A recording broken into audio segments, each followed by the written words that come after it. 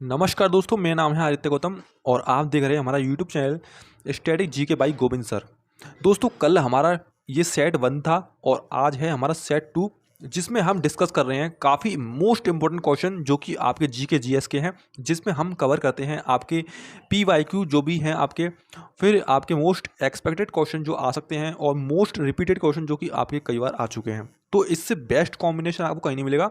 इसमें सब कुछ एग्जाम ओरिएंटेड कंटेंट हम करवा रहे हैं, कुछ भी ऐसा नहीं है जो फालतू की आपका बेमतलब की आपका हम इसमें टाइम कंज्यूम करवाएं, है ना। तो वही चीज़ है जो आपके एग्जाम इसमें आने वाले हैं। तो अच्छे से इसको कवर करना और बिल्कुल लास्ट तक देखना, और आपसे सवाल ही पूछे जाएंगे जिनका आपको कमेंट में जवाब देना है। तो इंटरेस्टिंग सवाल हम इसमें लाए हैं और आपको मेरी क्लास में बिल्कुल भी ऐसा बोरियत नहीं लगेगी, क्योंकि इस बीच बीच में हम आपको चीज़ें समझाते जाएंगे, अच्छे से समझाएंगे।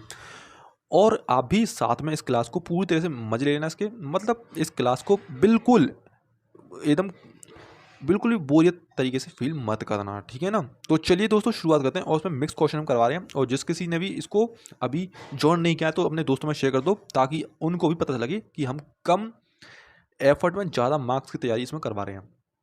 बिल्कुल डिटेल में डिस्कस भी करते हैं ताकि आपको कुछ भी ना छूटे, एक सवाल से आपके 10 सवाल बन जाए। तो मतलब इस तरीके से हम कवर करवाते हैं। देखिए, आपके ये इन एग्जाम के लिए इंपॉर्टेंट है। तो दोस्तों चलिए शुरुआत करते हैं। उससे पहले इस वीडियो को लाइक करना, दोस्तों में शेयर करना और हमारे चैनल को सब्सक्राइब जरूर करना। तो चलिए शुरुआत करते हैं दोस्तों। हम अपने अब शुरुआत करते हैं 11वें क्वेश्चन से। अब दोस्तों 11वां क्वेश्चन है कि भारतीय संविधान के किस संशोधन अधिनियम द्वारा मतदान की जो आयु है 21 वर्ष से घटा करके आपकी 18 वर्ष कर दी गई थी। तो ये क्वेश्चन अब इम्पोर्टेंट है, इसमें आया है। तो इसका आंसर बताइए आप, अगर आपको पता हो तो। देखिए, इसका सही आंसर है आपका ऑप्शन सी, जो कि 61वां संशोधन अधिनियम, ठीक है ना। देखिए, भारत में क्या था कि भारत एक लोकतांत्रिक देश है हमारा, ठीक है ना। और लोकतंत्र में जनता अपनी सरकार खुद चुनती है, आपको पता है। इसके लिए मतदान का अधिकार भी दिया जाता है कि भाई वो वोट दे सकें। सही है। जब संविधान लागू हुआ था हमारा, है ना, जब हमारा संविधान लागू हुआ था, तब वोट डालने की जो बहुत ही मिनिमम एज उन्होंने रखी थी वो थी आपकी 21 साल, है ना। 21 साल ही इन्होंने एज इसकी रखी थी। लेकिन समय के साथ युवाओं में जागरूकता बढ़ी, है ना। और सरकार ने ये चीज़ महसूस की कि भाई कि 18 साल का युवा भी देश के बारे में सही निर्णय ले सकता है। मतलब उन्होंने सोचा कि भाई ये भी वोट दे सकते हैं और ये भी अपने नेता को चुन सकते हैं। इनको ये लगा हमारे संविधान निर्माताओं को, इसलिए उन्होंने सन 1988 में 61वां संविधान संशोधन लाया और मतदान की आयु आपकी 21 से घटा करके 18 साल कर दी गई। मतलब कि अब जो पहले 21 थी वो 18 कर दी। तो इसका फ़ायदा क्या हुआ, मतलब इसमें क्या हुआ कि अब जो वोटर थे, वोटर लिस्ट में और लोग बढ़ गए ना। अब 21 थी, अब 18 साल में तो और ज़्यादा काउंटिंग बढ़ जाएगी, तो और ज़्यादा जनसंख्या इसमें ऐड हो गई। तो यह संशोधन राजीव गांधी सरकार के उस टाइम पे इसमें हुआ था। कब था, राजीव गांधी सरकार थी उस टाइम। तो सर, मतदान का अधिकार आपका कब आता है, मतदान का अधिकार आपका किस अनुच्छेद में आता है, ये आपका इंपॉर्टेंट सवाल है। किस में आता है, आर्टिकल 326 में आता है, ये याद रखना आप। और ये जो आपकी 18 वर्ष की मतदान की आयु है, काफ़ी क्वेश्चन इससे पूछा भी गया है और आप आगे भी पूछा जा सकता है। और भी इसके बारे में हम डिस्कस करते हैं दोस्तों। जैसे कि आपका वर्ष 1988 में ये पारित हुआ था, ठीक है ना। और अनुच्छेद 326 हमने बताया कि ये आपका मतदान मतलब कि वोट देने का अधिकार है। अब एक चीज़ ये भी है कि भाई हमारे लोकतंत्र की भारत में खूबसूरती क्या है कि आप देखना, थोड़ा मजे वाली बात है, टॉपिक से हट के। तो 21 हमारा आपने देखा होगा कि लोकतंत्र की जो हमारी खूबी है भारत में, आपने देखा होगा वैसे तो 18 साल की उम्र है, लेकिन आपने एक चीज़ देखी होगी कि अपने आसपास ही कुछ बच्चों को जो कि कोई 5 साल का, कोई 10 साल का, उसी को पकड़ के ले जाते हैं वोट डलवा के, नहीं, है ना। तो ये भी चलता है हमारे भारत में। तो यही हमारे भारत की लोकतंत्र की खूबसूरती है, जो कि अन्यों से अलग करती है ना। तो हर चीज़ मिल जाती है इसमें, यही तो हमारे भारत की खासियत है। तो जो भी है पॉजिटिव लियो, मतलब पॉजिटिव लेना चाहिए आप हर चीज़ को, है ना। देखिए, अब राजीव गांधी सरकार के समय में हुआ था। अब भारत में सार्वभौमिक वयस्क मताधिकार लागू है ना। सबको वोट देने का अधिकार है। मतलब ये ऐसा नहीं कि भाई कोई अमीर या गरीब ही दे सकता है, कोई मतलब कोई जिसके पास ये डिग्री है, वो डिग्री है, ये वो पैसा वाला है, या अंबानी अडानी वो ही दे सकते हैं। सब दे सकते हैं, चाहे वो अमीर हो, चाहे वो ठेली वाला हो, चाहे वो केले वाला हो, चाहे वो पड़ाके वाला हो, चाहे वो समोसे वाला हो, चाहे वो बेचारा भिखारी हो ना हो जो भीख मांगता है, सब दे सकते हैं वोट। चुनाव आयोग का उल्लेख, जिसकी आयु 18 साल है ना। तो चुनाव आयोग का जो आपका उल्लेख है, ये भी इम्पोर्टेंट है कि आपका जो चुनाव आयोग है, चुनाव आयोग समझ गए ना, ज्ञानेश कुमार जी, तो 324 में आते हैं। है ना, चुनाव आयोग का उल्लेख है हमारा, इलेक्शन कमीशन 324 में आता है। और प्रथम मुख्य चुनाव आयुक्त कौन थे आपके? सुकुमार सेन। ईवीएम का प्रथम प्रयोग कब हुआ था? 1982 में हुआ था, जो कि केरल में हुआ था। अब आपसे क्वेश्चन है कि भाई कि जो अब वर्तमान में, जो मैंने बता दिया शायद, तो वर्तमान में अब जो आपके चुनाव आयोग हैं वो कौन है, उनका नाम बताइए। तो बहुत ज़्यादा उन्होंने अपना नाम कमा लिया, मतलब जी इंडिया के अंदर सबसे ज़्यादा नाम कमाया उन्होंने। तो उनका नाम बताइएगा कमेंट बॉक्स में, आज के वर्तमान में चुनाव आयोग कौन है। दूसरा क्वेश्चन है 12वां कि भारत के नियंत्रक एवं महालेखा परीक्षक, है ना, तो नियंत्रक एवं महालेखा परीक्षक जिसे हम कैग कहते हैं, इसके बारे में सुना होगा आपने। तो कैग का उल्लेख संविधान के किस अनुच्छेद में किया गया है? काफ़ी इंपॉर्टेंट है। तो इसका अनुच्छेद जो आर्टिकल है आपका कौन सा है? ऑप्शन बी, मतलब 148 देखिए, सरकार जनता से टैक्स के रूप में पैसा लेती है दोस्तों, ऐसे नहीं देश चलता। सरकार क्या करती है कि आपसे टैक्स के रूप में पैसा लेती है, बस वो बात है कि आपको पता ही नहीं लगता कि हमसे भाई कितना पैसा लिया। अब एक बार में आपसे मान लो 10,000 15,000 20,000 ले लिए जाए तो आपको फ़र्क पड़ेगा। अब लेकिन आपसे इनडायरेक्ट रूप से कोई पैसा ले रहा है, आप कुछ सामान खरीदने गए, अब कुछ 1 रुपया 2 रुपया उसी में इंक्लूड होता है, तो आपको फ़र्क ही नहीं पड़ेगा। फ़र्क तो तब पड़ता है चीज़ें ज़्यादा मात्रा में आपके साथ घटित हो जाए ना, तब पता लगेगा कि सरकार पैसा लूट रही है। अब कैसे पता लगेगा भाई कि टैक्स ले रही है? तो बहुत मिनिमम मात्रा में होता है। ठीक है, सरकार आपसे पैसा लेती है और फिर उसी पैसे से आपका सड़क हो गया, इंफ्रास्ट्रक्चर हो गया, अस्पताल हो गए, स्कूल हो गए और अन्य विकास कार्य करती है। ये चीज़ें करती है, लेकिन कौन देखेगा कि भाई सरकार पैसा सही जगह खर्च कर रही है कि नहीं कर रही है? कहीं दारू में, पेशाब में, इलेक्शन में लुटा रही है, ये भी तो देखना पड़ता है। तो ये चीज़ें देखने के लिए कैग की व्यवस्था की गई थी। कि कैग का पूरा नाम होता है, आपको बताऊँ कैग क्या होता है? देखिए दोस्तों, कैग होता है आपका controller and auditor general of India. ठीक है ना, इसे हम क्या कहते हैं कि इसे लोक धन का संरक्षण भी कहते हैं भाई, कि हमारी जो पैसा है, जनता का पैसा है, उसका संरक्षक भी कहते हैं। तो ये रक्षा करता है हमारे पैसे की, कि गलत जगह तो नहीं जा रहा कहीं पे, उड़ा तो नहीं पैसे भाई, क्या हम कमा के ला रहे हैं पैसे, हमारा लेकर पैसा कहीं और उड़ाया जा रहा है ना। तो ये चीज़ें आपको देखते हैं इसमें। इसका जो मेन काम होता है कि सरकारी इनकम है, सरकारी जो पैसा है और उसका खर्चा है, उसकी जांच करता है कि कहाँ से पैसा आ रहा है और कहाँ खर्च हो रहा है। तो ये दिखता है। अगर मान लो कि कहीं भ्रष्टाचार या फिर गड़बड़ी होती है ना, तो कैग अपनी रिपोर्ट में उसे उजागर कर देता है, मतलब अपनी जो रिपोर्ट पेश कर देगा संसद में, तो उसमें लिख देता है कि भाई हाँ, कि सरकार ने, मतलब मोदी जी ने, कि इतने पैसे वहाँ खर्च किए थे। तो खुलासा हो जाएगा कि हाँ अच्छा, ये पैसे कहाँ खर्च किए थे, तो इसमें दिखा देंगे, पोल खोल देंगे मतलब संसद में। तो संविधान में इसका उल्लेख आपको 48 में मिल जाएगा, 148 में। तो इसकी जो नियुक्ति राष्ट्रपति द्वारा की जाती है, समझ गए ना। और फिर इसलिए 148 देखते ही हमारा आंसर दिख जाएगा, कैग है। अब इसके बारे में थोड़ा बहुत और इन्फॉर्मेशन लेते हैं डिटेल में। ऐसे नहीं कि हम भाई पढ़वा लेंगे, क्वेश्चन हो गया, बस डिटेल में आपको समझाऊंगा। आप मेरी क्लास देख रहे हो तो आपको सब कुछ डिटेल में मिलेगा। आपको सुनना है, समझना है, चीज़ें आपको पीपीटी मिल जाएगी, पढ़ लेना, बस इससे बाहर क्वेश्चन नहीं आएगा। आपको गारंटी देता हूँ, जो भी एग्जाम होगा मैं आपको दिखाऊंगा जरूर कि कौन से क्वेश्चन कितने आए। तो इसलिए है कि मेरी, हालांकि हम आपको समझा रहे हैं चीज़ें और बता रहे हैं, इसलिए डिटेल में है ना। तो शेयर करो दोस्तों में, पूरा अच्छे से देखिए। देखिए, कैग को लोक धन का संरक्षक कहा जाता है, ठीक है ना, राष्ट्रपति द्वारा ये नियुक्त होता है। कार्यकाल इसका कितना होता है? 6 वर्ष या फिर 65 वर्ष, 6 वर्ष या फिर 65 साल, मतलब कि 6 साल की उसकी कार्यकाल 6 साल तक है। और 65 वर्ष की आयु, मान लो अगर वो 62 साल की उम्र पर कैग बना है, तो अगर मान लो कोई भी पूरा हो जाए पहला, है ना, अगर मान लो 62 साल में वो अपना कैग बना है, अगर फिर उसके पास बढ़ते हैं कितने, 3 साल। अगर वो 65 साल का हो जाएगा तो हट जाएगा, उसके पास मतलब कितने बचे, 3 साल ही बचे। तो इस तरीके से होता है।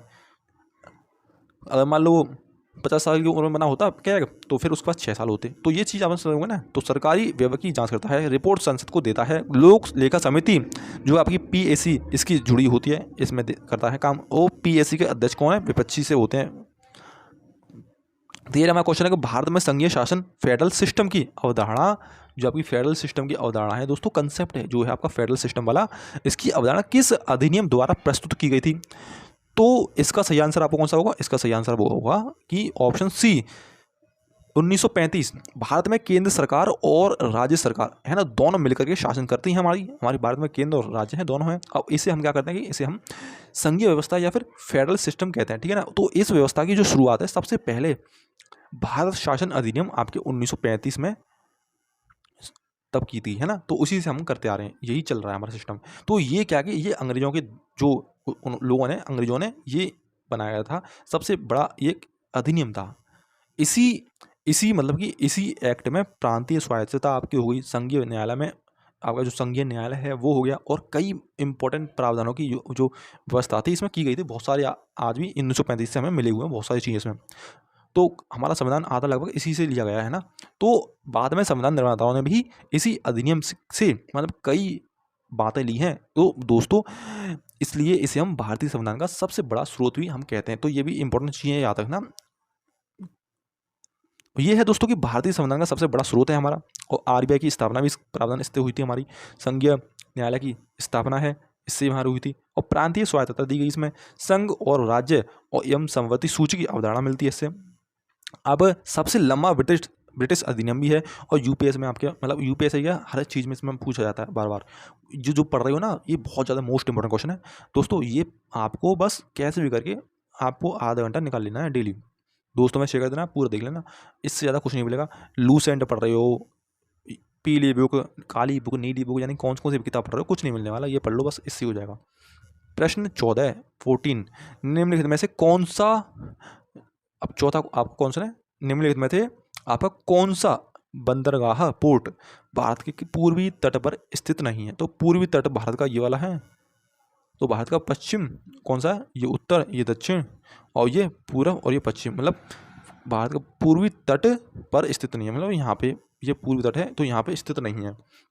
कौन सा इसका आंसर, कांडला, ठीक है ना, ऑप्शन है डी कांडला। तो दोस्तों क्या आपकी आपने भारत के समुद्री तट आपको बताया कि दो भागों में बटे हैं जो तट है हमारे, एक पूर्वी तट और एक पश्चिमी तट, है ना। एक वेस्टर्न कोस्ट होता है और एक ईस्टर्न कोस्ट, है ना। तो आपका जो आपका प्रायद्वीप जो मतलब प्रायद्वीपीय जो है आपका बंदरगाह जो उड़ीसा में, आपका विशाखापट्टनम में, और आंध्र प्रदेश में, और फिर चेन्नई में स्थित है ये। तो ये तीनों पूर्वी तट के बंदरगाह हैं, ठीक है ना, तीनों के तीनों पूर्वी तट के आपके बंदरगाह हैं ये।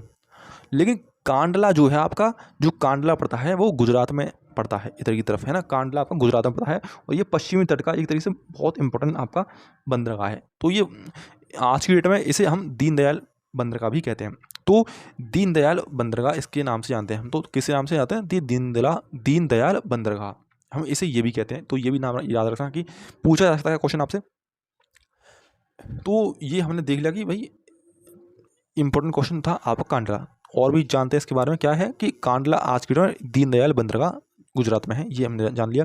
पश्चिमी तट का प्रमुख बंदरगाह है, और पारादीप उड़ीसा है, विशाखापट्टनम आंध्र प्रदेश में पड़ता है, चेन्नई तमिलनाडु में है, और JNPT भारत का सबसे बड़ा कंटेनर पोर्ट है। तो मई प्राकृतिक बंदरगाह आपका, है ना, मई प्राकृतिक बंदरगाह। अब देखिए 15वां क्वेश्चन आप लोग देखते हैं हम, जो कि काफ़ी इंपॉर्टेंट क्वेश्चन है आपका 15वां। देखिए दोस्तों 15वां है, मानव शरीर में सार्वभौमिक दाता जिसे हम यूनिवर्सल डोनर कहते हैं, किस रक्त समूह को कहा जाता है। किसको कहते हैं यूनिवर्सल डोनर, कि वो सबको खून दे सकता है ना। तो ये है आपका O negative, option C O negative, है ना। तो जब किसी व्यक्ति को, किसी भी इंसान को, आपको, मुझे, या आपके कोई भी हो, उस इंसान को खून चढ़ाने की ज़रूरत होती है, तो आपका जो ब्लड ग्रुप है उसका मिलना बहुत ज़रूरी होता है। अगर आपका ब्लड ग्रुप नहीं मिला तो बहुत सारी दिक्कतें आ सकती हैं, मतलब हालत खस्ता हो सकती है आपकी, है ना। तो O नेगेटिव क्या है कि O नेगेटिव आपका ब्लड ग्रुप ऐसा ब्लड ग्रुप होता है कि जो लगभग सभी लोगों को दिया जाता है, सभी को मिल जाता है। तो काफ़ी अच्छा है, मतलब किस्मत वालों को मिलता है। O नेगेटिव सबको आराम से दे सकता है।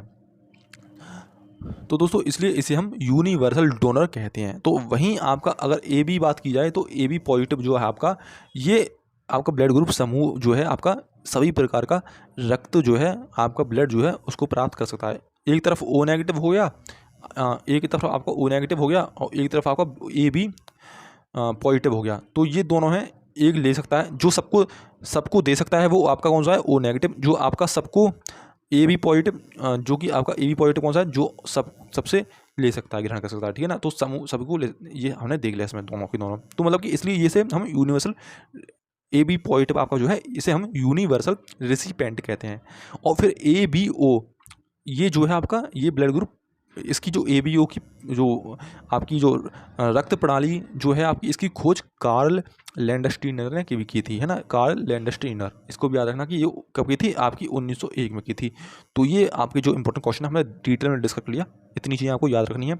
और यूनिवर्सल आपका रेसिपेंट मतलब कि ले सकता है सबका ए बी पॉजिटिव। ABO रक्त समूह प्रणाली आपकी किसने खोज की थी, इसकी 1901 में कार्ल लैंडस्टीनर में 1901 में। RBC का जीवन काल कितना होता है रेड ब्लड सेल्स का आपका, तो 120 दिन। RBC का निर्माण अस्थि मज्जा में होता है। RH फैक्टर रक्त आधान में महत्वपूर्ण है। और बायोलॉजी का फेवरेट ये टॉपिक आपका है। 16वां है इंडियन नेशनल आर्मी INA, ये इंडियन नेविगेशन एजेंसी में समझना, मतलब कोई ये है INA मतलब कि इंडियन नेशनल आर्मी। इसका पुनर्गठन किसने किया था, तो इसका सही आंसर क्या आपका, इसका सही आंसर आपका सुभाष चंद्र बोस, ठीक है ना, ऑप्शन बी सुभाष चंद्र बोस है। तो मतलब क्या है देखिए, INA मतलब INA ये क्या है कि इंडियन नेशनल आर्मी, इसको आज़ाद हिंद फौज भी हम कहते हैं, ठीक है ना, आज़ाद हिंद फौज। इसकी जो स्थापना की थी रास बिहारी बोस ने की थी, लेकिन बाद में नेताजी सुभाष चंद्र बोस जो थे उन्होंने इसका पुनर्गठन किया था दोस्तों। और फिर इसे एक मजबूत सेना के रूप में हमने क्या की रूप में इसको दे दिया हमने। फिर नेताजी का उद्देश्य था कि अंग्रेजों को भारत से बाहर करना है कैसे भी करके नहीं, तो इसलिए उन्होंने बताया कि भाई अंग्रेजों को यहाँ से भगाना है, तो उसकी जरूरत तो पड़ेगी। तो उन्होंने फिर दिल्ली चलो का नारा दिया था कि तुम मुझे खून दो मैं तुम्हें आज़ादी दूंगा, है ना, ये सब बोल दिया था उन्होंने। तो ये कह करके युवाओं में जोश भर दिया। तो आज के ज़माने में जोश अलग तरीके से बढ़ाता था, है ना, आज के ज़माने में धार्मिक नाम पे ले दो, बस किसी धर्म का नाम ले दो तो युवा में जोश बढ़ जाएगा कि ये तुम्हारे धर्म को खतरे में कर रहे हैं, कि चलो जोश में आ जाओ तो हिंदू राष्ट्र बनाएंगे, ये सब करेंगे। तो आज की डेट में ये होता है। लेकिन पहले क्या था कि पहले हम दूसरों के लिए हम ऐसी नफरत नहीं फैलाते थे। तो ये था कि भाई कि हाँ तुम मुझे खून दो मैं तुम्हें आज़ादी दूंगा, इस तरीके से लोग बोलते थे। तो ये क्या करके इसमें जोश डाल देते लोगों में। तो 1943 में उन्होंने आज़ाद हिंद फौज की स्थापना की थी, 1943 में, ठीक है ना, 1943 में आज़ाद हिंद फौज की स्थापना हुई थी। तो आज की डेट में ये क्वेश्चन काफ़ी मोटा ये हो गया, ठीक है ना। फिर INA आज़ाद हिंद फौज, दिल्ली चलो नारा दिया था। आज़ाद हिंद सरकार जो है 1943 में बनी थी और मुख्यालय सिंगापुर में है। आपका रास बिहारी बोस ने प्रारंभिक स्थापना की थी दोस्तों इसकी। तो तुम मुझे खून दो मैं तुम्हें आज़ादी दूंगा, ये नारा प्रसिद्ध काफ़ी है, आपने सुना होगा। आज की डेट में आपने सुना होगा तुम मुझे खून दो मैं तुम्हें दूंगा आज़ादी। तो चलिए दोस्तों 17वां क्वेश्चन, निम्नलिखित में से कौन सा युग्म सही है, सही सुमेलित देखना है। ये क्वेश्चन आते हैं मैचिंग वाले भी इंपॉर्टेंट क्वेश्चन आपके। तो मैचिंग वाले क्वेश्चन समझते हैं दोस्तों। तो मैचिंग वाले क्वेश्चन में आप देखोगे तो इसका सही आंसर आपका क्या है, इसका सही आंसर हम देखते हैं कि लाल मिट्टी, ऑप्शन सी लाल मिट्टी मतलब चाय। देखिए ये क्या, अब ये क्या है कि अलग अलग वो जो फसलों के लिए अलग अलग प्रकार की हम मिट्टी की ज़रूरत पड़ती है। आपको ये नहीं कि भाई कोई सी मिट्टी कहीं भी लगा दी, तो जो फसल है उसके हिसाब से उसकी मिट्टी की ज़रूरत भी देखनी पड़ती है कि भाई जो फसल है उस मिट्टी में उगेगी नहीं उगेगी, है ना। तो ये चीज़ें देखनी पड़ती हैं। तो काली मिट्टी आपकी होती है, वो काली मिट्टी है वो आपकी किसके लिए होती है, वो कपास के लिए होती है ना, और उसके लिए सबसे अच्छी मानी जाती है। और जलोढ़ मिट्टी गेहूँ के लिए और धान के लिए अच्छी मानी जाती है, आपकी गेहूँ के लिए सही है ना। तो गेहूँ मिट्टी क्या है, ये आपके लिए सही मानी जाती है। तो ये इसके लिए सही मानी जाती है आपकी गेहूं के लिए और धान के लिए, और जैसी फसल इनके लिए। और फिर लैटेराइट मिट्टी काजू और कॉफ़ी के लिए अच्छी है। तो ये भी सही था, लेकिन गलत क्या था, मैंने गलत पूछा था। तो गलत था कौन सा था, लाल मिट्टी चाय के लिए, तो ये नहीं होती है ना। तो मतलब कि लेकिन चाय की खेती के लिए आपको अम्लीय मिट्टी मतलब कि आपकी थोड़ा मतलब अम्लीय मिट्टी एसिड मिट्टी होनी चाहिए, और थोड़ा अधिक वर्षा वाले क्षेत्रों में इसकी जरूरत पड़ती है। इसलिए भाई कि लाल मिट्टी जो है आपका चाय का, ये जो है लाल मिट्टी आपका चाय वाला इसमें मैल नहीं खाता है। तो ये प्रश्न भी आपका पूछा था, काफ़ी इंपॉर्टेंट था। हमने देख लिया हमने, बाकी सब तो सही है। और यह चाय अम्लीय मिट्टी में उगती है ना। और काली मिट्टी रेगुर मिट्टी कहलाती है, कपास के लिए सर्वश्रेष्ठ है। जलोढ़ मिट्टी सबसे उपजाऊ है। लैटेराइट मिट्टी काजू और खेती और काजू के लिए और कॉफ़ी के लिए। दक्कन का पठार काली मिट्टी के लिए प्रसिद्ध है ना, बहुत ज़्यादा यहाँ पे मिलता है आपका। तो चलिए दोस्तों अब देखते हैं दोस्तों इसमें हम कौन सा क्वेश्चन 18वां क्वेश्चन है दोस्तों कि भारतीय संविधान में राष्ट्रपति को अध्यादेश जारी करने की शक्ति किस अनुच्छेद के अंतर्गत प्राप्त है। तो भारतीय संविधान में राष्ट्रपति को अध्यादेश जारी करने की शक्ति किस अनुच्छेद के अंदर प्राप्त है। तो इसका सही आंसर बताइए कि इसका सही आंसर आपका होगा आर्टिकल 103 मतलब 123 है ना, सॉरी 1 2 3 मतलब हो जाओ शुरू, तो ये वाला है, तो 1 2 3 ये होता है ना। तो ये क्या है दोस्तों, मैं बताता हूँ। देखिए कभी कभी ऐसी परिस्थितियाँ आ जाती हैं भाई कि आपका जब तुरंत कानून बनाने की जरूरत पड़ती है ना, कि हमें तो भाई आज ही कानून बना दिया, मतलब जिद में अड़ जाते हैं क्या आज ही कानून बनाना है हमें तो। लेकिन क्या होता है कि संसद का सत्र नहीं चल रहा होता। अब संसद का सत्र नहीं चल रहा तो ऐसे में जरूरत पड़ेगी कानून की। तो ऐसी स्थिति में राष्ट्रपति क्या करता है कि आपका अध्यादेश जारी कर सकते हैं, और अध्यादेश का जो आपका इम्पैक्ट है कानून के समान ही होता है, मतलब लेकिन ये एक तरीके से अस्थायी होता है, टेम्परेरी होता है, मतलब कि आप ऐसे परमानेंट बना के रखोगे, ये आपका टेम्परेरी होता है। तो राष्ट्रपति को ये शक्ति आपको 1 2 3 में दी गई है, तो ये प्राप्त है इसको। तो वहीं राज्यपाल को आदेश, राज्यपाल की पूछे तो आपको, तो राज्यपाल को शक्ति कहाँ पर प्राप्त है ये, तो राज्यपाल को 213 घुमा फिरा दो बस थोड़ा, तो ये 213 में मिली हुई है ना। तो राष्ट्रपति को अध्यादेश की शक्ति कितनी है 1 2 3 में, और राज्यपाल को राज्यपाल को 213 में। तो ये दोनों ही इंपॉर्टेंट क्वेश्चन थे। संसद का सत्र न होने पर जारी होता है ये कानून के प्रभाव, समान प्रभाव होता है। राज्यपाल की जो अध्यादेश की शक्ति है वो है आपके 213 में, और राष्ट्रपति का है वो है आपका, राष्ट्रपति का परामर्श अधिकार है आपका 143 में, मतलब कि राष्ट्रपति परामर्श लिखता है 143 में, है ना। तो अधिकतम 6 महीने प्लस 6 महीने ये प्रभावी रहता है आपका, और ये काफ़ी इंपॉर्टेंट क्वेश्चन है, 6 महीने प्लस 6 महीने 2 बार में। अब निम्नलिखित में से किस क्रांति का संबंध तिलहन उत्पादन से है, तो इसको भी हम समझते हैं दोस्तों काफ़ी अच्छे से कि तिलहन, जो आपका तिलहन है किससे संबंधित तिलहन उत्पादन से है, तो ये है, इसका आंसर है आपका पीली क्रांति, ऑप्शन बी। अब पीली क्रांति कैसे है कि भारत में आपका जो एग्रीकल्चर, आपका एग्रीकल्चर मतलब कृषि उत्पादन बढ़ाने के लिए कई प्रकार की क्रांतियाँ चलाई गई हैं। कैसे भी करके एग्रीकल्चर बढ़िया हमारा और ज़्यादा, तो क्रांतियाँ चलाई गई थी। इसमें क्या है कि आपका हरित क्रांति का संबंध जो है आपका खाद्यान्न उत्पादन से है, हरित क्रांति का है ना, खाद्यान्न उत्पादन से, मतलब कि आपका फूड प्रोडक्शन से बढ़ाने से है। अब जो आपकी व्हाइट रेवोल्यूशन है आपका, श्वेत क्रांति का संबंध किससे है, दूध से, मतलब सफ़ेद है तो दूध से। और नीली क्रांति का संबंध मछली पालन से है, मतलब कि मछली, ब्लू, आपकी जो ब्लू रिवॉल्यूशन है वो है आपका मछली उत्पादन से है, और इसको बढ़ावा देने से, उसका उत्पादन से है। तो जबकि पीली क्रांति का संबंध आपका तिलहन से है, और तिलहन में मतलब कि आपकी चीज़ें आती हैं, जैसे सरसों हो गया, सूरजमुखी हो गया, सोयाबीन हो गया, तो ये सब चीज़ें आपकी तिलहन में आती हैं। तो ये फसलें तिलहन वाली फसलें हैं। आपने सोयाबीन तो खाई होगी, तो किसने, तो मुझे चलिए इस बहाने आपसे सवाल पूछता हूँ कि तिलहन में जो फसलें आती हैं, तो आपको सोयाबीन पसंद है कि नहीं तो अगर आपको आलू सोयाबीन पसंद है तो आप कमेंट में बता सकते हैं, मतलब ऐसी सवाल पूछ लिया मैंने, पसंद हो तो आप कमेंट में बता देना, ठीक है ना। तो चलिए इसमें देखते हैं कि तिलहन उत्पादन से संबंधित है ये। श्वेत क्रांति आपका दूध उत्पादन, नीली क्रांति आपकी मत्स्य उत्पादन, और हरित क्रांति आपकी खाद्यान्न उत्पादन। और हरित क्रांति के जनक कौन है, आपके MS स्वामीनाथन। काफ़ी इंपॉर्टेंट क्वेश्चन है, तो बार बार आते हैं ये क्वेश्चन, हल्के में मत लेना। आप क्वेश्चन को हल्के में लोगे तो फिर वहीं भटकते रहोगे कि ये मोटी किताब पढ़ लो कि वो मोटी किताब पढ़ लो। मुझे पता है आपने 10-15 किताब तो GS की मांग के रख ली होंगी, लेकिन पढ़ते कोई नहीं होंगे, उन्हें धूल लग गई होगी, उनको उठा के देखना क्या अभी कुछ लिखा हुआ है उसमें।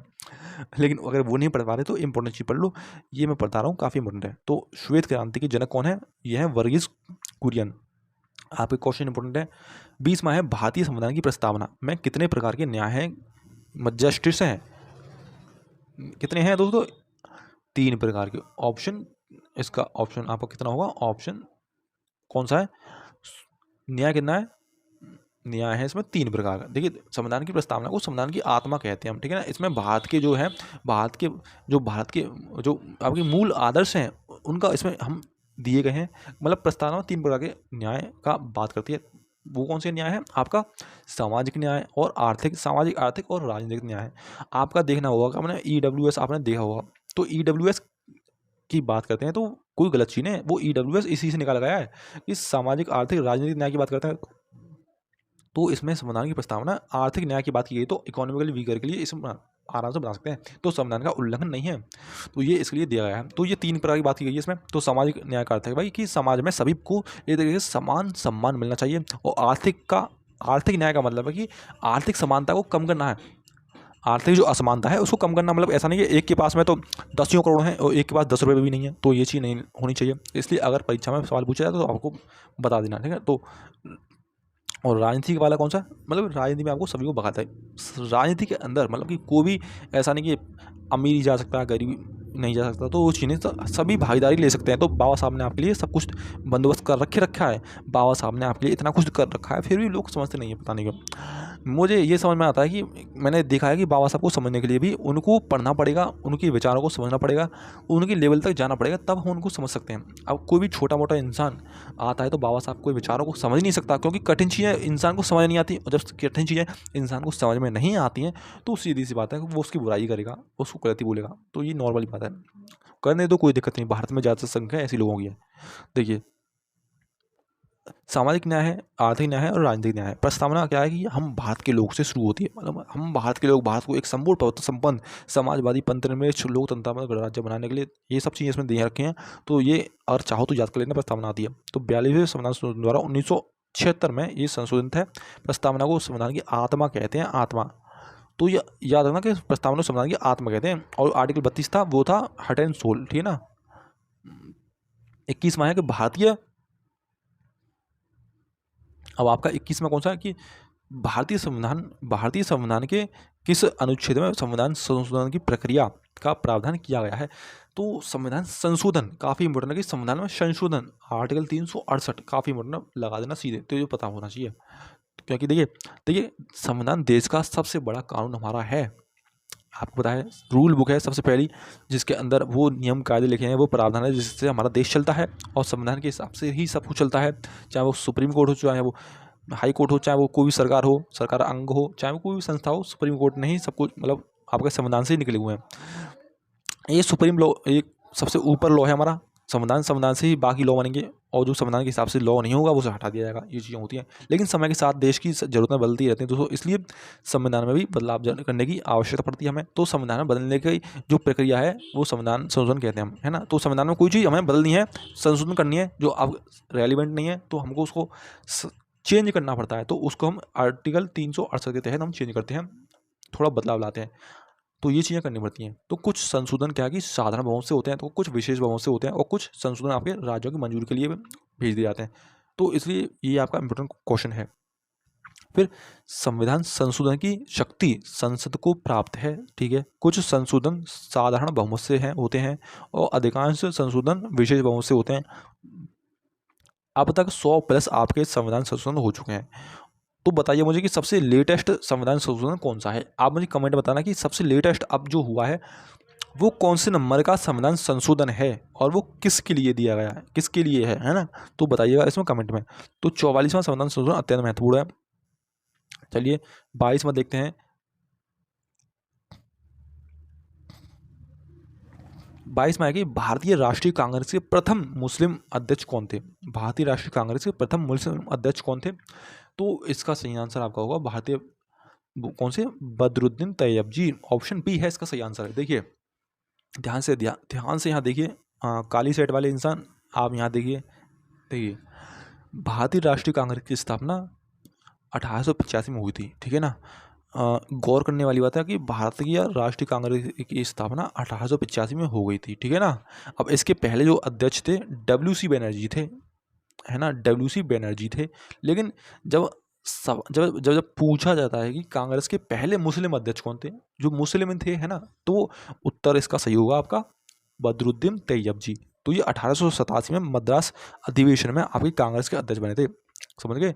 1887 में आपके मद्रास के अधिवेशन में कांग्रेस के पहले मतलब कि कांग्रेस के अध्यक्ष ही बने थे, ठीक है ना। तो ये कांग्रेस के तीसरे अध्यक्ष भी थे, इनको ये भी रखना है कि कांग्रेस के तीसरे भी अध्यक्ष ये थे। तो ये सवाल यहाँ से बनते रहते हैं। देखिए 1887 में मद्रास के अधिवेशन में अध्यक्ष बने, कांग्रेस के तीसरे अध्यक्ष भी थे ये, और प्रथम अध्यक्ष आपके WC बनर्जी थे, प्रथम महिला अध्यक्ष आपकी एनी बेसेंट थी। काफ़ी इंपॉर्टेंट क्वेश्चन बार बार आता है। प्रथम भारतीय महिला अध्यक्ष सरोजिनी नायडू है। कांग्रेस की स्थापना 1885 में हुई थी। बहुत इंपॉर्टेंट सवाल कर रहा हूँ, देखो दोस्तों ये जो सवाल है आपके इतने इंपॉर्टेंट है, मैं सही बता रहा हूँ, इनसे बाहर कुछ नहीं आएगा, लिख के ले लेना। अभी कोई भी एग्जाम होता है मुझे बताना, मैं आपको सब बताऊँगा। इस क्लास जो क्लास करवा रहा हूँ, ये सीरीज करवा रहा हूँ, इनमें से एक एक सवाल आपको डिटेल में दिखा दूंगा, कौन सा कहाँ से आया, कैसे आया, सब कुछ दिखा दूंगा। बस आप मुझे बताना कि ये एग्जाम हुआ है तो उसमें आपके सवाल कहाँ से आए, ठीक है ना। मैं आपको मैच करके दिखाऊंगा। देखिए 23वां, भारत का सबसे बड़ा लिग्नाइट मतलब भूरा कोयला कहते हैं, तो भंडार किस राज्य में स्थित है? इसका सही उत्तर इसका होगा तमिलनाडु, ऑप्शन सी। देखिए लिग्नाइट क्या होता है कि लिग्नाइट को हम भूरा कोयला मतलब वाइट कोल भी कहते हैं, भूरा कोयला इसको हम कहते हैं। इसका मतलब इसका यूज़ क्या होता है? इसका यूज़ होता है मुख्य रूप से कहाँ होता है? मेनली इसका यूज़ हम करते हैं बिजली उत्पादन में। बिजली के उत्पादन में इसका हम यूज़ करते हैं भूरे कोयले का। भारत का सबसे जो बड़ा लिग्नाइट का जो भंडार आपको मिलेगा वो तमिलनाडु में मिलेगा। तो यहाँ का जो नेवेली लिग्नाइट क्षेत्र में पूरे देश में प्रसिद्ध ये है। तो ये नेवेली में बड़े पैमाने पर बिजली उत्पादन यहाँ पे होता है, बहुत बड़े लेवल पे नेवेली में आपका बिजली उत्पादन होता है, ठीक है ना। तो इसलिए तो ये जो है आपका प्रश्न यहाँ से पूछा भी जाता है। तो भारत का सबसे बड़ा लिग्नाइट भंडार कहाँ पर है? तो उत्तर होगा आपका तमिलनाडु में। अब नेवेली लिग्नाइट क्षेत्र प्रसिद्ध आपका है ना, याद रखना नेवेली। तो लिग्नाइट को भूरा कोयला कहा जाता है।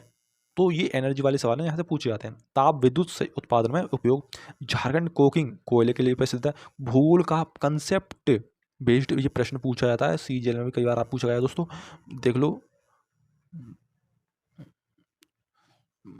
24वां है, मानव शरीर की मास्टर ग्लैंड किसे कहा था? मास्टर ग्लैंड मतलब ये भी मास्टर बनने की मतलब ये भी होते हैं टीचर ग्लैंड बोल दो, मास्टर ग्लैंड बोल दो, तो ये मजाक था। चलिए शुरुआत करते हैं। मानव शरीर की मास्टर ग्लैंड किसे कहते हैं? देखिए मास्टर ग्लैंड क्या है कि 24वां है आंसर, इसका आंसर होगा आपका पिट्यूटरी ग्लैंड। पिट्यूटरी ऑप्शन है बी आपका, पिट्यूटरी है ना। तो हमारे शरीर में कई ग्रंथियां होती हैं है ना, ग्लैंड होती हैं जो हार्मोन बनाती हैं दोस्तों, लेकिन एक ऐसी ग्रंथि है आपकी ग्लैंड है जो कि बाकी कई ग्रंथियों को एक कंट्रोल करके चलती है। तो इसी कारण से हम क्या कहते हैं? Master gland. मास्टर मतलब कि सबको कंट्रोल करने वाली चीज़ है ना, तो ये कंट्रोल करने वाली है। तो ये पिट्यूटरी ग्रंथि है हमारी है ना। तो ये आपकी कहाँ होती है? ये मस्तिष्क के नीचे होती है ना। तो और मस्तिष्क आपको नीचे मिलेगी है, और ये शरीर की वृद्धि करती है और कई जो भी महत्वपूर्ण काम होते हैं हार्मोन्स को नियंत्रित करती है। इसलिए बायोलॉजी में इसको हम आपको मास्टर ग्लैंड भी कहते हैं। तो ये पूछा जाता है आपके। अब ग्रोथ हार्मोन्स का ये स्राव करती है, आपके मस्तिष्क के आधार पर इसकी स्थिति होती है। अन्य ग्रंथियों को ये कंट्रोल करती है, अंतस्रावी तंत्र की प्रमुख ग्रंथि है। सबसे बड़ी ग्रंथि यकृत है आपकी है ना। ये जो यकृत कौन सी है? सबसे बड़ी ग्रंथि पूछा जाता है सवाल। सबसे बड़ी अंतस्रावी ग्रंथि तो थायराइड है। तो थायरोक्सिन हार्मोन की वजह से कौन सा रोग होता है दोस्तों, बताना कमेंट में। देखिए 25वां, भारतीय संविधान में मौलिक कर्तव्यों को किस संविधान संशोधन द्वारा जोड़ा गया था? तो मौलिक कर्तव्य काफ़ी इंपॉर्टेंट है। तो जिम्मेदारियां भी चाहिए, आप बताएं भाई कि अधिकार ही नहीं जिम्मेदारियां भी आपकी जरूरी है। तो जिम्मेदारियां निभाना शुरू करिए। कर्तव्य कब तक अधिकार लेते रहोगे? तो कर्तव्य भी आपको निभाने आना चाहिए। एक अच्छे देश की यही विशेषता होती है कि आप सिर्फ कर्तव्यों के लिए नहीं, मतलब कि आप सिर्फ अधिकारों के लिए नहीं, आप कर्तव्य के लिए भी काम करिए। 25वां की भाई भारतीय हमने देखा था, इसका सही आंसर क्या है? इसका यह है 42वां, ऑप्शन बी। तो संविधान में शुरू से ही मौलिक अधिकार थे, इसमें थे है ना, शुरुआत से ये दी गए थे आपके। और लेकिन मौलिक कर्तव्य नहीं थे दोस्तों, ये हमने बाद में जोड़े हैं। 1976 में 42वें संविधान संशोधन द्वारा मौलिक कर्तव्य हमने जोड़े गए हैं, और ये सरदार स्वर्ण सिंह समिति की सिफारिश के आधार पर हमने जोड़े थे। तो मौलिक कर्तव्यों का उल्लेख हमारे कब है? ये मिलता है आपका 51A, आर्टिकल 51A में आपको मिल जाएगा। शुरुआत में आपको 10 थे, इनकी संख्या 10 थी शुरुआत में, लेकिन बाद में इनमें एक और जोड़ दिया कि हमें एक और जोड़ना है, तो फिर 11 तो 11 मौलिक कर्तव्य इसमें हो गया। चलिए शुरुआत करते हैं 26वां क्वेश्चन। ये अब देखते हैं, पहले इसको देखते हैं ना। 1976 में जोड़ा गया था और स्वर्ण सिंह समिति की सिफारिश पर किए थे, और भाग 4A में है और 51A में से संबंधित है। तो ये अलग से इसमें ही जोड़े गए थे ना। तो शुरुआत में 10 थे, 11 हो गए। फिर ये क्वेश्चन आपके इंपॉर्टेंट है। 26वां है कि भारत का पहला राष्ट्रीय उद्यान कौन सा है? भारत का पहला राष्ट्रीय उद्यान कौन सा है? भारत का पहला राष्ट्रीय उद्यान कौन सा है दोस्तों? आपका ऑप्शन इसका सही होगा जिम कॉर्बेट है ना, नेशनल पार्क। देखिए भारत का पहला राष्ट्रीय उद्यान कौन सा है? जिम कॉर्बेट राष्ट्रीय उद्यान। इसकी स्थापना 1936 में की गई थी आपकी, 1936 में की थी। और शुरुआत में इसका नाम था हेली नेशनल पार्क था दोस्तों, बाद में इसका नाम बदल गया, फिर जिम कॉर्बेट राष्ट्रीय उद्यान कर दिया। फिर उत्तराखंड में स्थित एक प्रोजेक्ट टाइगर है, वो वन्यजीव संरक्षण के लिए इसमें इम्पोर्टेंट स्थान है इसका।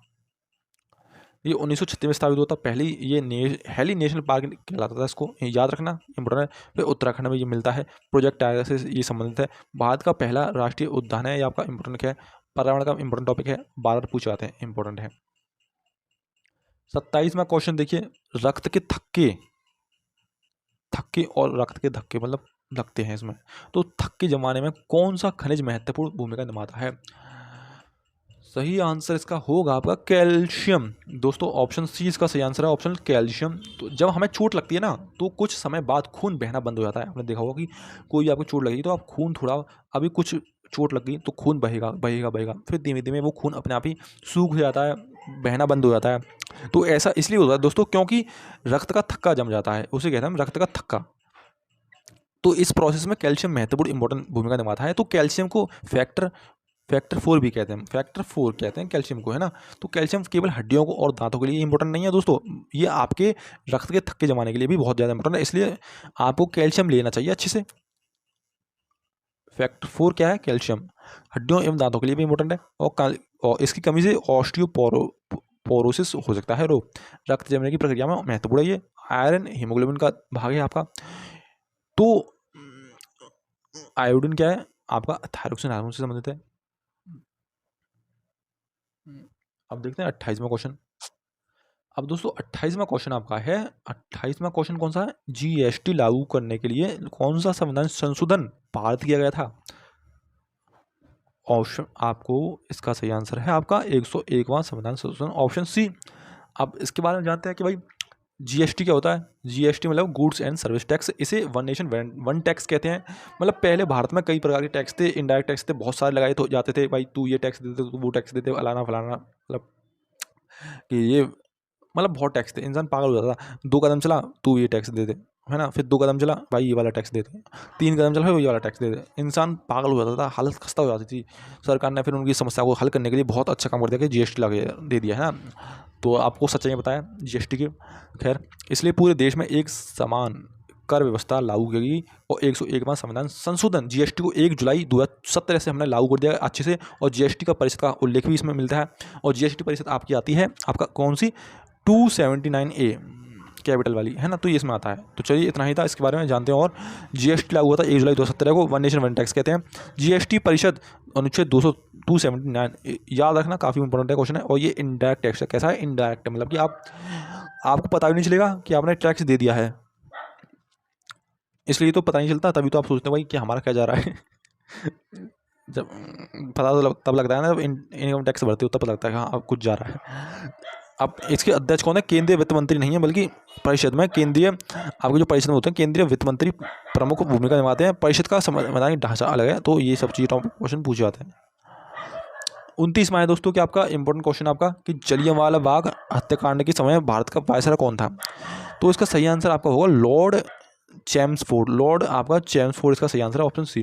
देखिए 13 अप्रैल 1919 को अमृतसर के जलियांवाला बाग में, जलियांवाला बाग कौन सा था? जलियांवाला बाग दोस्तों, जो कि अमृतसर में था। तो एक बहुत ज़्यादा खतरनाक घटना हुई थी दोस्तों। मैं क्या बताऊँ आपको कि मैं नहीं था उस समय मैं बता रहा हूँ कि मतलब उस समय क्या होता है कि जिसे जलियांवाला बाग हत्याकांड भी हम कह देते हैं। मतलब कि लोग एक तरीके से लोग क्या कहते हैं कि रॉलेट एक्ट के विरोध में वहाँ पे सभा कर रहे थे, कि रॉलेट एक्ट था उनका। तो जनरल डायर ने बिना चेतावनी के उन्होंने गोली चला दी कि अब तो छोड़ देंगे नहीं, तब मतलब सीधी गोलियां बरसा दी उसके। तो उस समय भारत का वायसरॉय कौन था? आपका लॉर्ड चैम्सफोर्ड। तो इस घटना से पूरे देश में क्या कि अंग्रेजों के खिलाफ बहुत बड़ा गुस्सा फैल गया था। अब दिमाग तो खराब होगा कि भाई हमारे फालतू में लोग मार दिए।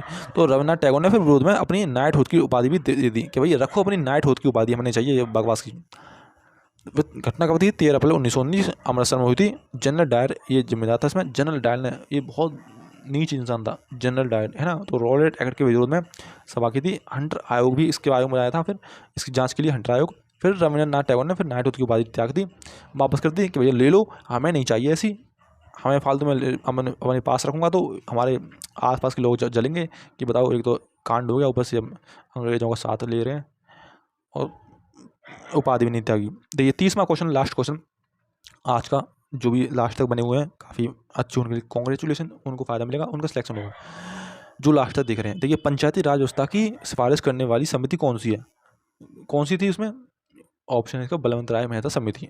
बलवंत राय मेहता समिति। ऑप्शन बी, भारत में आपका क्या है कि भारत में गांवों के विकास और फिर स्थानीय शासन को मजबूत करने के लिए कि भाई आपका पंचायती राज व्यवस्था लागू की गई थी इसमें। तो इसकी सिफारिश क्या है 1957 में आपकी की गई थी और बलवंत राय मेहता समिति ने की थी।